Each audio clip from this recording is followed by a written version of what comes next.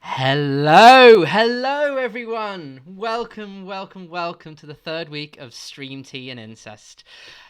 Last week, James Joyce joined Eddie and Jeffrey on their quest to be reunited with the Blarney Stone. The week before saw Eddie and Jeffrey go to Russia to fend off the hordes. This week, we bring you an episode set in 1929 in Chicago, opening on Valentine's Day, no less. I hope you're all well. The chat seems to be hype. People talking about Veggie Tales, which is definitely the vibe that we're going for now. So, worth remembering. So, joining me today, first of all, as ever, is Owen McAndrew. Owen, how are you today? How are you doing? I'm doing really good, Ben. And also, growing up in Northern Ireland, I definitely watched VeggieTales. Did you really? Yeah, I did. Yeah. What's it like? Is it any good? I wouldn't recommend. Wouldn't Okay, no, recommend. fair enough. Yeah, yeah. Not a good one for the books. Also joining us, Ed Spence. How are you, Ed? I'm very well. I chose the wrong day to wear a three-piece suit. You did. It's so warm. It looks like you're the April Fool. Ah, Yes, Adam Unwin. Yes. Thank you. Hello. How are you?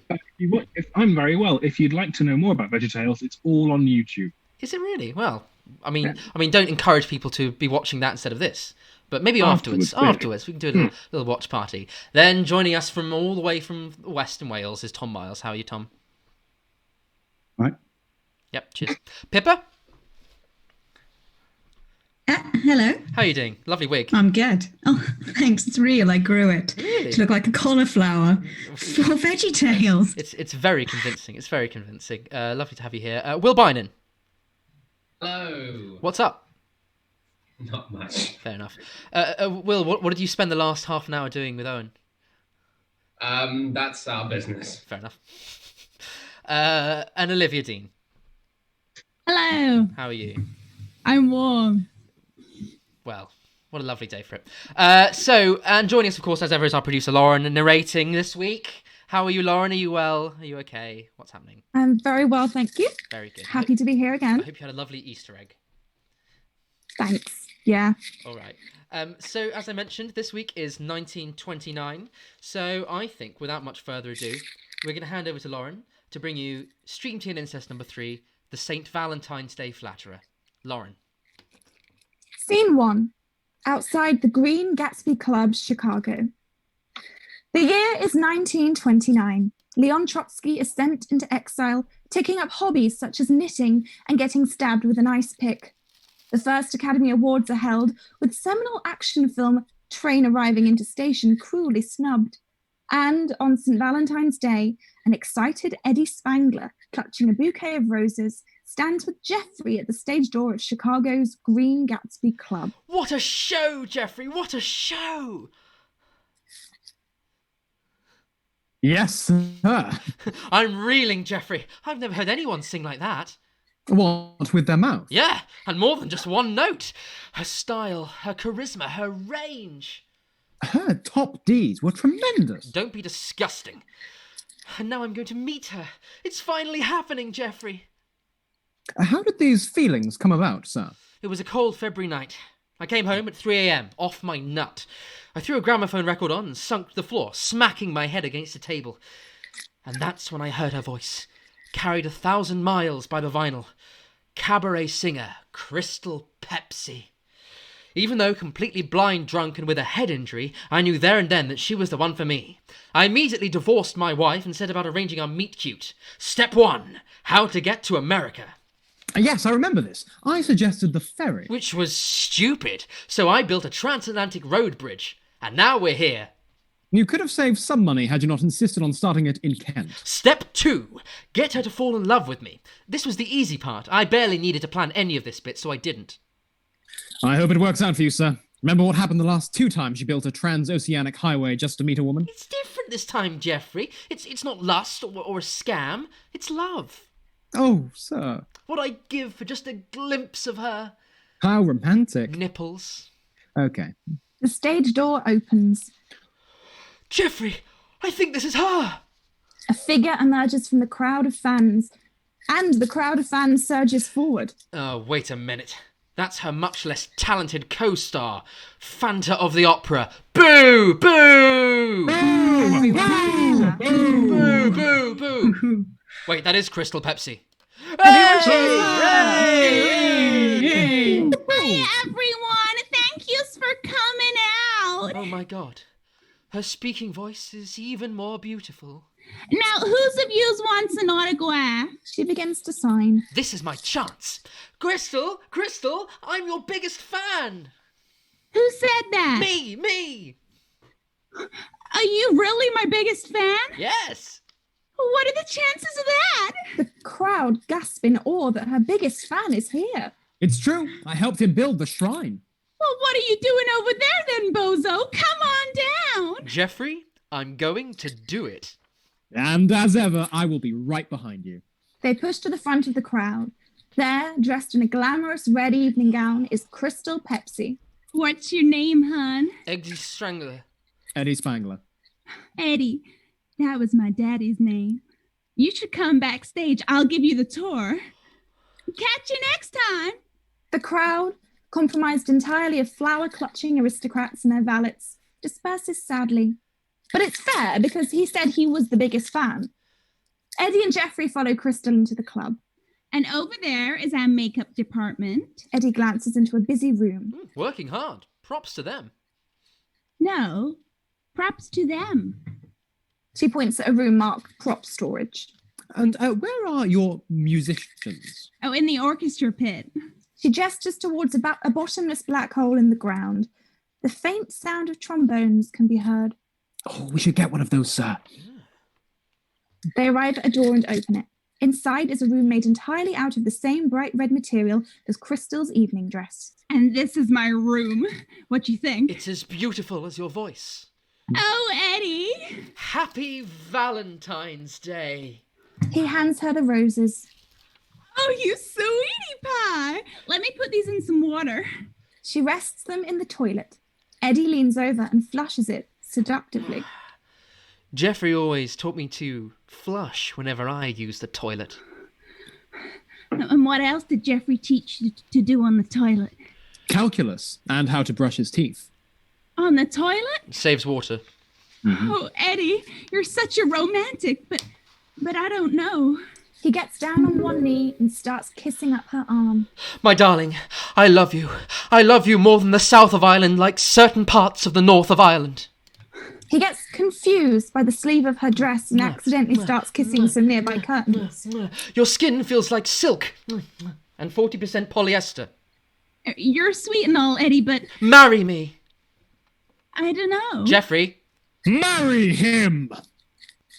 Tell you what, Snookums, you can take me on a date on one condition. Name it. Jeffrey, what's a date? It's what you do before making love, sir. Grease up. A man's got to support me in the manner to which I've become accustomed. I love custard. I want the most extravagant date in the world, and I want champagne. You got it. Sir, What? What could be easier than obtaining wine in this America in the late 20s? Do that, and you'll get your kiss. Then what? We could sing a cappella, do a bit of scatting. The things I do for love, eh, Jeffrey? it's a type of jazz, sir. That's disgusting. Absolutely not. They are interrupted by a loud banging on the door. Uh-oh. The door bursts open. A huge man with a striking chin runs into the room. His hair blows in the breeze, even though all the windows are closed. My darling! Oh, brother! He Take throws me himself at her feet. Take me back. I swear I'll never betray you. Take a hike, schlub. I take 30 hikes a day, but I'd take 31 for you, my sweet. Who's this beehole? Lake Chapley, sir, a former flame of Miss Pepsi's and renowned actor. Well, I've never heard of him. He's never been on children's radio. I would move the very earth for you, my darling, which is why I have taken up gardening. Upgrade that to an a-hole. What light through yonder window breaks? He breaks the window with his fist and retrieves some posies from the window box. Please, consider this, Lily. I take it back. He's good. Downgrade him to a c-hole. Please don't say that, sir. Bonus balonus. You should have thought about that before you slept with my co-star. Curses, yes. Though my greatest strength is my inexhaustible libido, my one weakness is my inability to direct it to any one man, woman, or thing at a time. I never want to see you again. But, my darling, I am lost without you. See how I cry real tears. He points to his face, where he's drawn on fake tears with a biro. Applesauce? Get out of here. I have Eddie now. Lake rips off his shirt in anger. Eddie! Who's Eddie? I'll kill him. You. Yes? Have you seen this, Eddie? Over there. He points at the recently broken window. Shaking with rage, Lake leaps out of it and hits the ground with a thud. Jeffrey looks out. He lives, but he'll never act again. Oh, sad. Promote him to a D-hole. No. Ignore my dumb ex, Eddie. He's a troublemaker, not like you. Yeah. Now, you come back with my champagne and I'll show you what's under my dress. A petticoat? Ooh, that counts as second base, right, Jeffrey? Here and in Missouri. We'll be back before midnight. Oh, good, because it's 2 a.m. They leave the dressing room and stand outside in the busy corridor. Very good, sir. Excellent flirting. I learned from the best. Oh, please. No, I meant my dad. What? And now for the simple matter of procuring some alcohol. Barkeep? Sir, now, first of all, this isn't a bar. Oh. Second of all, America is currently under prohibition. There is no alcohol. Brandy? Banned. Cognac? Criminalized. Perry? Prohibited. Lager? Legal. Really? No. Are you trying to tell me that we won't be able to buy any alcohol? Sir? Be upfront with me next time. Can we make some? Not since grape elm disease tore across the country's glorious berry fields. Then we'll have to find some. I shall proceed to search for an appropriate speakeasy. No, we haven't the time. I shall deduce our next move from first principles. Good thing I swept your mind palace this morning. Now, champagne exists, ergo it must be delivered to customers. QED, it thusly follows, Anno Domini, that something moves it. Astounding, sir. I'm not finished! Such quantities of wine exceed the carpe diem strength of human people, or, to use a scientific term, homosexuals. Ipso facto, there must be something stronger than a human, yet not as terrifying as a great ape, moving the alcohol. A motor car, for example. No, Jeffrey! An automobile would attract too much attention. We can therefore deduce the existence of some beast of burden that delivers liquor. I have observed that humans have an average of 2 legs, but 4 would allow our beast to bear bottles and flasks on its back. Status quo. I have thusly proven, non compos mentis, the existence of a hoofed quadruped that distributes beverages to the people of Chicago. Perhaps a horse. Jeffrey, you're brilliant. But wait, a horse would be too large to enter a building, which is where most people are found. Through coitus interruptus, having eliminated the impossible, I propose a smaller horse? He goes over to a nearby phone. Operator, I'd like to speak to the alcohol pony, or for short, the Al Capone. Al Capone speaking. Hello, I'd like to buy some booze. Who am I talking to? My name is Eddie, I'm 36 3/8, and I can wee without spilling any on the seat. I like your moxie, kid. Come to my hideout. Thanks! He slams down the phone. Where is it, sir? Oh yeah. He Where- picks up the phone. Where is it? 33 Maple Drive. He hangs up again. Let's go. Scene 2. Al Capone's hideout. Al Capone sits at his office desk, counting his money and drinking a glass of champagne. Eddie and Jeffrey burst in. We did it, Al. We killed all your men. Now will you talk to us? You didn't have to do that. Oh. Well, we only mortally wounded them, really. Never mind that. You're here to buy some liquor? Who's asking? I, Alan Capone, well-known mafioso and taxpayer. Taxpayer? I'm no criminal, but even I don't pay my taxes. I rob from the rich and give to the poor through a series of government handouts. Oh, modern-day Robin Hood. So you didn't commit any of your other crimes? Not exactly.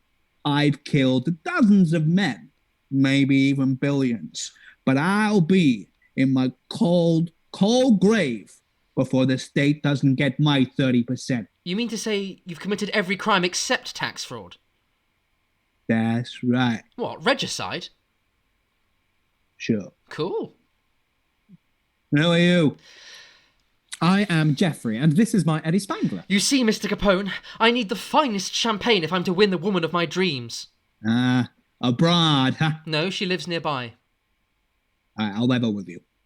I'd love to sell you some extremely poor quality alcohol at a ridiculous price. And we'd love to buy. But you've caught me at a difficult junction. My tax returns have just been stolen by the Park Manor Syndicate. PMS, an old enemy.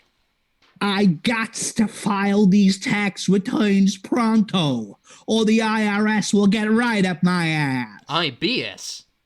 Exactly. Maybe we could help, Mr. Capone. How?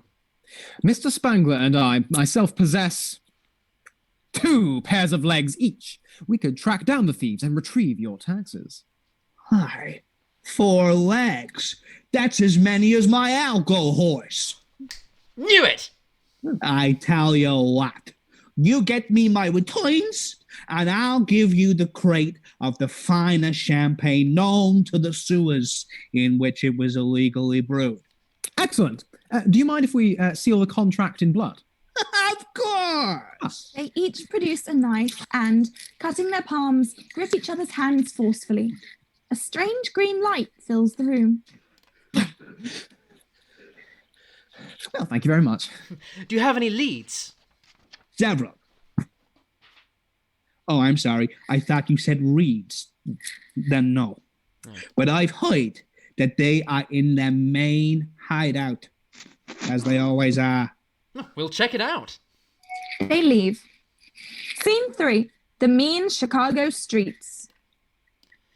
I wish Al Capone had told us where this hideout was. Look, sir, a transient. And behind that, a hobo! Who's clearly been drinking. He may be able to point us in the right direction. You there! Society's cast off! Leave me alone. No! Eddie kicks him. Where did you get your booze from? Get away from me, for I am Lake Chapley. Wait, the actor Lake Chapley? Oh, odds bodikins, found out. Yes, it is I. I cannot hide it much longer. Didn't you jump out of a window? Acting. No, you did definitely jump out of a window. Ignore him, sir. All actors are emotional vampires. Oh, woe is I. Why are you drinking beer in the gutter? Well, my beloved refuses to see me, and I must take refuge the only way I know how. Pretentious, irritatingly bad, and ultimately pointless method acting. As a hobo? Well, once my love sees me like this, she will take pity on me and bring me out of the cold. That doesn't sound like the Crystal Pepsi that that cad Eddie Spangler knows and loves. Deeply. Crystal Pepsi? That heartless wench? No, her co-star. Fanta of the Opera. That heartless wench. Where did you get your booze from? Oh, Fanta gave it to me. She's over there, in that speakeasy. He gestures towards a building with illegal speakeasy written on it in big neon letters. Thanks. Oh, wait! Before you go, was I any good? Eddie and Jeffrey look at each other, sigh, and then start clapping. Oh, yes! Lake Chapley inflates to 3 times his normal size, then collapses from hypotension. I'm bored of this man, Jeffrey. Let's immediately leave. Agreed. They head into the nearby speakeasy. Scene 4. Inside the speakeasy. The speakeasy is crowded with all manner of colourful ne'er-do-wells and ruffians. Jazz blares in the background. Eddie and Jeffrey approach the bar. We must blend in if we're to procure a drink. Speak their language. Yes, from now on we must start every sentence with "nya" and end it with "see." He turns to the bar. "Nya, a couple of drinks for me and my partner, see?" What'll it be, boys? Shit, I hadn't thought this far ahead.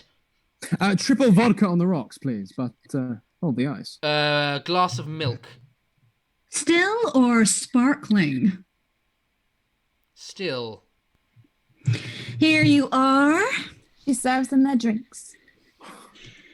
Where have I seen her before? This place is amazing, Geoffrey. Live music, dancing, and look, a nude man. Sir, that's a beige coat. Still. Oh. Geoffrey takes a sip. There's something not right about this drink. Excuse me. Yes?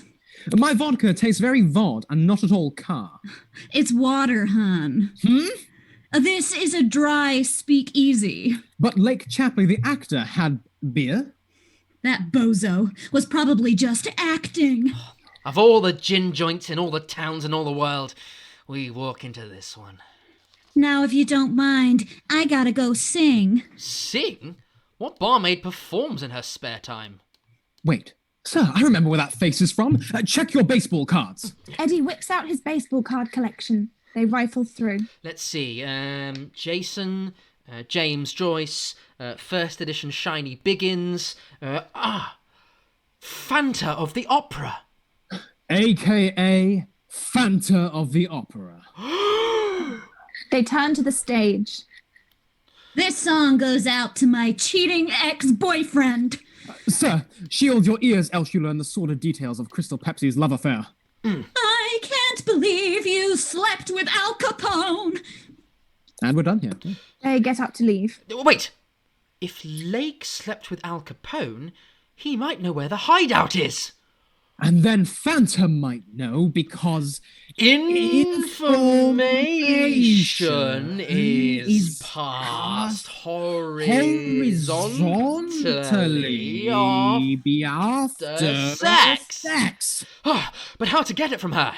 Even at your speed, there's no time for sex. You underestimate me. There is but one way, sir. You must intervene in her opera. Crikey, Geoffrey, I can't sing. It's okay, sir. It's opera. No one will care or be listening. Eddie downs his milk, then runs on stage. Why was it him you chose to bone? Maybe it was his status and his wealth. Shut up! Fair enough, I tried. Hey, do you have a map to the hideout? Yeah, sure, it's on the wall. They are greeted with an enthusiastic round of applause. Eddie is handed an armful of flowers. Bravo, sir. Bravo. Thank you. Well, I could have done it without all the little people, like the audience.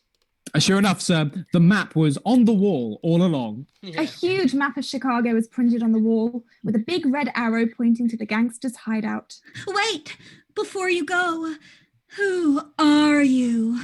I'm nobody, kid. Stay with me. We could make beautiful music together. My heart is stayed for another.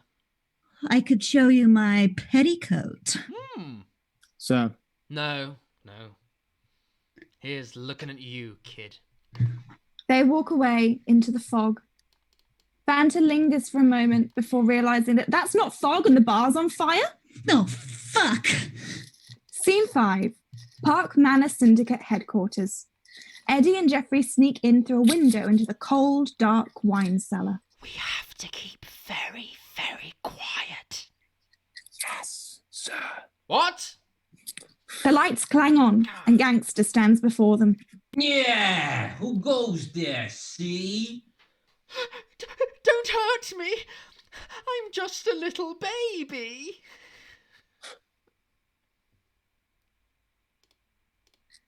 They find their way blocked by another gangster holding a Tommy gun. Several more gangsters swarm around them. Yeah, what you guys doing here, she?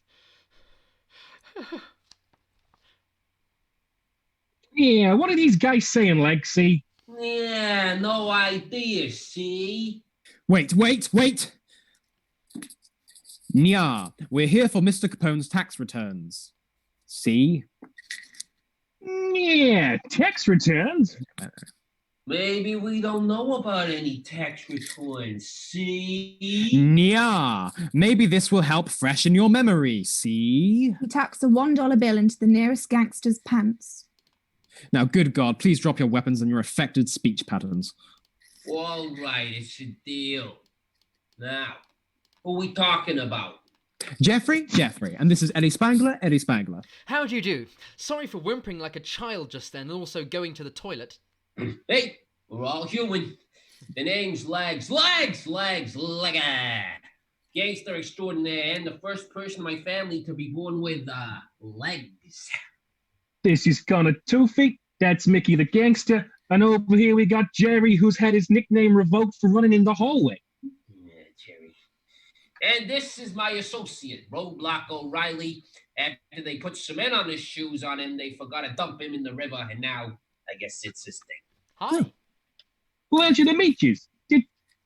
Did you say tax returns? He holds up an envelope. There they are, Jeffrey. We need those tax returns in order to prove Al Capone's innocence. Look, I'll be honest, we mainly stole them because we were bored. Well, maybe I could make it worth your while. How would you like Rhodesia? Well, I've always wanted to be head of an African nation state. Okay, maybe we cut you a deal. Oh, excellent news. Sorry, do you mind if we sign in blood? Not at all. Oh, can I cut their palms? Well, you did eat all your vegetables. Go on, then. Brilliant. Eddie kills all the gangsters. Oops. Oh, sir, you are so clumsy. This is the worst St. Valentine's Day ever. Well, it doesn't matter. They were scum. We have the tax returns. Let's go. Right. But as they go to leave, the door is flung open and, shielding their eyes from the light, Eddie and Jeffrey make out a figure. A female figure. It's Crystal Pepsi. It's Crystal Pepsi. Yes, it is. That's right, Eddie. And I'll be taking those tax returns. No, what? No. Too late. Crystal grabs and tears up the envelope. And look, the deadline for self-assessment has just passed. Now Al Capone will go to prison for the one crime he never committed. Tax fraud. You planned the whole thing. My darling, why? Revenge, sweetie. Al Capone had my brother killed. Who was your brother? Jerry Pepsi, one of the gangsters over there. She points at the recently killed bodies. What? Wait, what? You heard me, bozo. No, sorry. Your plan was to manipulate us into killing your brother so that you could get at the tax returns, so you could take down Al Capone, so you could avenge your brother. That's jazz, baby. My sweet, my Crystal Pepsi. And now Al Capone will go down in flames. The only thing Al Capone will go down on or in is your ex-boyfriend. We've seen those returns, and we'll go to the authorities and fight this. Could you do a little thing like that to a face like this? No. Scene 6. Transatlantic Road Bridge. Eddie and Jeffrey are driving home over the water. It's okay, sir. There are plenty more fish in the sea. Speaking of which, don't eat any of the fish from this horribly polluted sea. I feel awful, Jeffrey. She was the one. I know, sir. I know. But look on the bright side. At least Lake Chapley is now dead. Yeah. Yeah. Sir, while in the hideout, I pilfered something from a nearby cask while you lay crying on the floor for a week. Jeffrey produces a bottle of champagne. Oh, Jeffrey, thank you. Jeffrey pours a glass and hands it to Eddie. Oh. To the end of your heartbreak, and the next bridge you'll build over an ocean to meet a woman. They down their drinks in one. Another, please, Jeffrey. Certainly, sir. This new invention of mine, which I shall call drive drinking, is sure to be the style of the future. I've never felt more confident behind the wheel. Swerving off the road, they drive headlong into the ocean.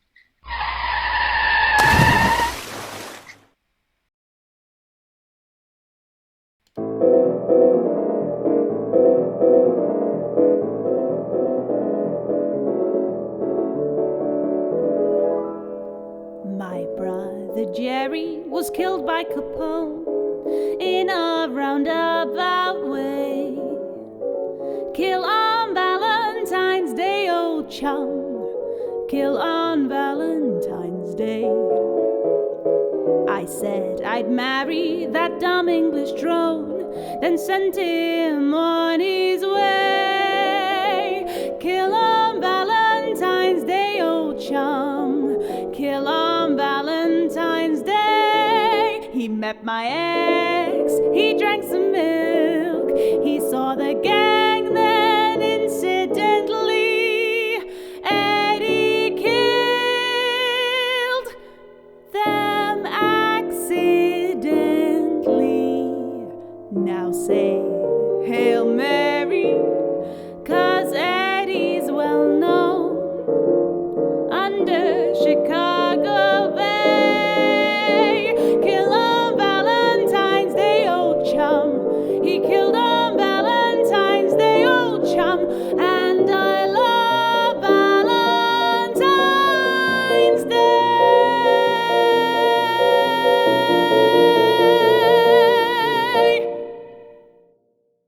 Hey, thank you so much, everyone, for tuning in. A big round of applause for Owen, for Olivia, who also did the song at the end, for Pippa, for Ed, for Will, for Adam, for Tom, and for Lauren. I've been Benjamin Albright. I'd like to thank Thomas Ellis and Richard Cooper for their anonymous donations. We're